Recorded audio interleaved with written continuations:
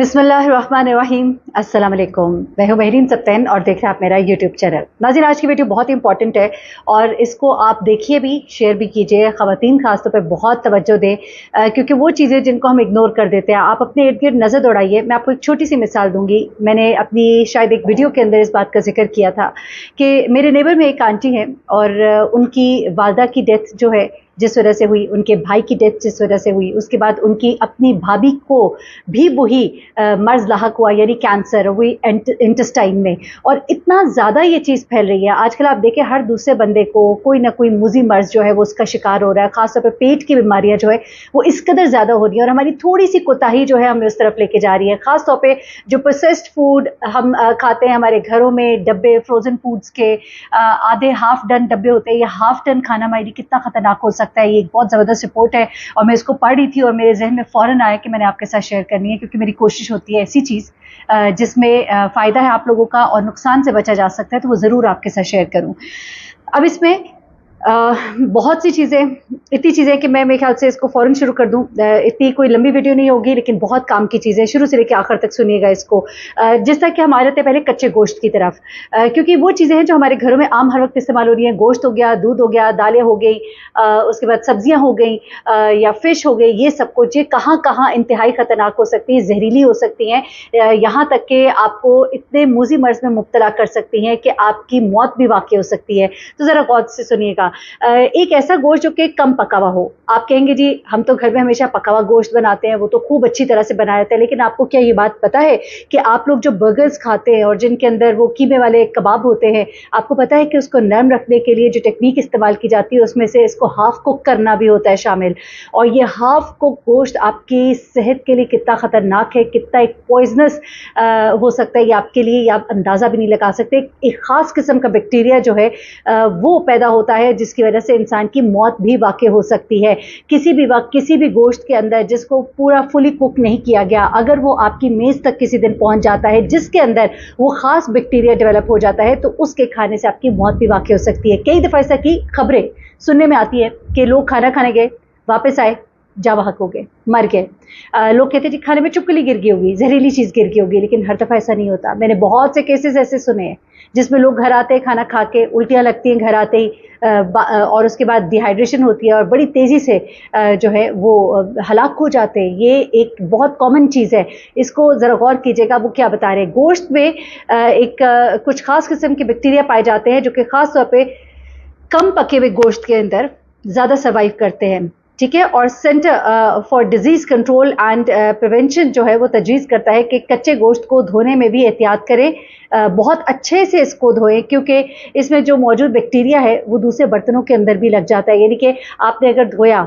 और आपने सामने एक प्लेट रखी हुई है या कोई नीचे परात रखी हुई है जिसके अंदर रख के आपने गोश्त को धो तो लिया, आपने उस परात को बस हल्का सा हाथ मार के साफ़ किया और रख दिया, तो ऐसे नहीं होता। उस परात को भी बहुत अच्छे से फिर जो है साफ़ करना ज़रूरी है। यानी कि एक गोश्त का अपने किचन में धोया जाना भी बड़ा ही ख़तरनाक हो सकता है, क्योंकि इस गोश्त के अंदर मौजूद जो बैक्टीरिया है वो आपके बर्तनों के अंदर, जी हाँ, ट्रांसफ़र हो सकता है।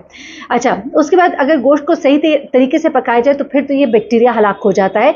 ये आपकी CDC जो है ये तजवीज़ करती है और ये कहते हैं कि अगर खाने के बाद खाना बाकी रह जाए तो इसे 2 घंटे के अंदर फ्रिज में रखा जाए। यानी कि हम लोग क्या करते हैं, आमतौर पे खाना पका या रात तो ताज़ा ही है, वो जो दोपहर का पका हुआ रात तक बाहर ही पड़ा रहता है, उसके बाद फ्रिज में जाता है। तो कहते हैं नहीं, आप 2 घंटे के अंदर जैसे ही हल्का सा खाना ठंडा हुआ फ़ौरन फ्रिज में इसको ट्रांसफ़र कर दीजिए, क्योंकि बड़ी तेज़ी से इस खाने के अंदर बैक्टीरिया जो है वो अफजाइश पाने लगता है। अच्छा, उसके बाद जो पका हुआ गोश्त है उससे जो है, जो ठीक से पका हुआ गोश्त हो तो उससे जो है बीमारियां कम फैलती हैं। अब जो कबाब और टिक्के आप खासतौर पे बाहर खाते हैं रेस्टोरेंट्स में, सड़क किनारे जो फ़रोख्त हो रहे होते हैं वो ठीक से नहीं पके होते हैं, इसलिए प्लीज़ खुदा के लिए एहतियात कीजिए। आगे आ जाते हैं सब्जियों की तरफ।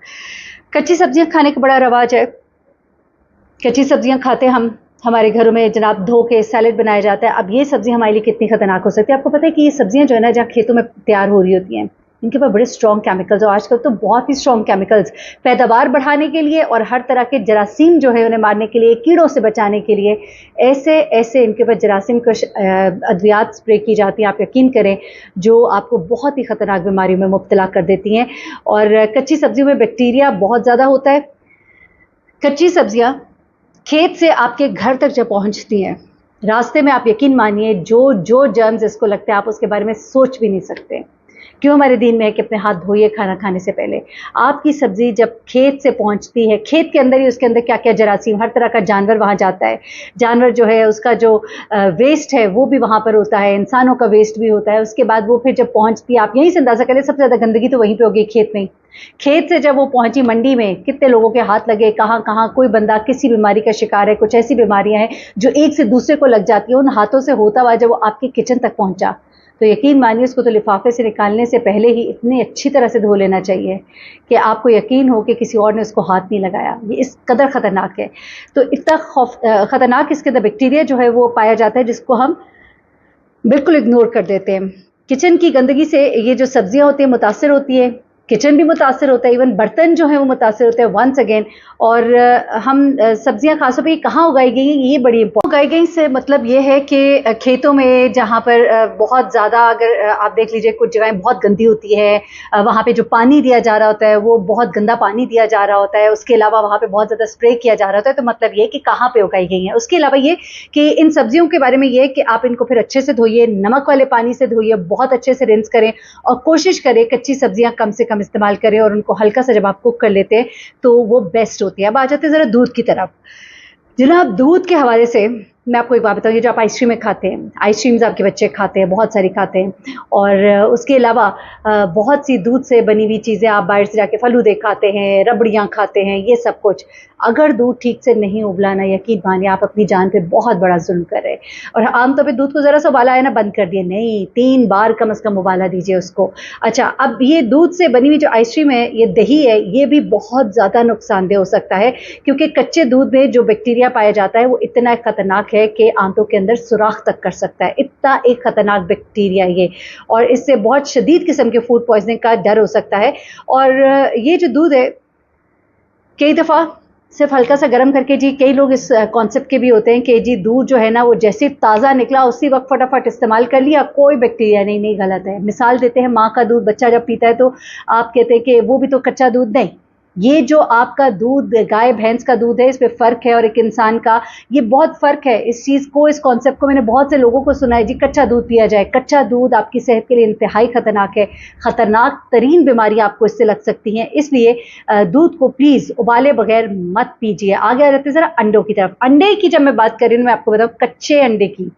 कच्चा अंडा जनाब दूध में डाल के लोग गटागट पी जाते हैं। यकीन मानिए कच्चा अंडा आपके लिए इस कदर खौफनाक है। इसे अच्छे से उबालिए, अच्छा, यानी कि ठीक बॉयल होना चाहिए कि जर्दी और वो जो है ना, वो जो हम हल्की सी हाफ बॉयल भी, चले हाफ बॉयल फिर चलती है, लेकिन वो बिल्कुल जो कच्ची कच्ची होती है ना, वो उस तरह से नहीं। और ये जो अंडे होते हैं इनके अंदर जो एक खास किस्म का बैक्टीरिया पाया जाता है। अच्छा, इन सब चीज़ों में मुख्तलिफ किस्म के बैक्टीरियाज है और हर बैक्टीरिया की एक अपनी वो कहना चाहिए, वो अपने साथ बहुत से लवाजमात लिए हुए आता है और बहुत ही ख़तरनाक होता है। हर एक बैक्टीरिया के एक अपने नुकसानात हैं। अच्छा, ये बैक्टीरिया जो अंडे में मौजूद होता है ये बहुत ख़तरनाक है और माहिरीन कहते हैं कि सिर्फ उबले हुए अंडे इस्तेमाल करें, पके हुए अंडे इस्तेमाल करें जब तक कि सफ़ेदी और जर्दी दोनों सेट ना हो जाए, यहाँ तक कहा जाता है। और ये भी कहा जाता है कि अंडों को फ्रिज में रखते वक्त रेफ्रिजरेटर का दर्जा हरारत अंडों के हिसाब से रखें और जितना मुमकिन हो ताज़े अंडे इस्तेमाल करें। ज़्यादा देर अंडे फ्रिज में पड़े हुए भी सेहत के लिए अच्छे नहीं होते। कि आप कहते हैं ना फ्रिज में पड़े हुए थे, ठीक है, नहीं, अपने अंडे जो है उनको चेक कीजिए, ताज़ा अंडे इस्तेमाल करें। अब आ जाते हैं ज़रा मछली की तरफ। मछली जो है इसमें बैक्टीरिया की खास किस्म है, कई किस्म के इसमें वायरस होते हैं। अगर मछली को कच्चा खाया जाए तो बहुत सी बीमारियां लग सकती हैं। अच्छा, उसके बाद इसको धोने का भी खास एहतमाम करना चाहिए बहुत अच्छे से, क्योंकि ये जिस तरह झींगे वगैरह होते हैं, झींगे ये आलूदा पानी में होते हैं और इनकी वजह से बड़े गंदे वायरसेस जो होते हैं वो जन्म लेते हैं।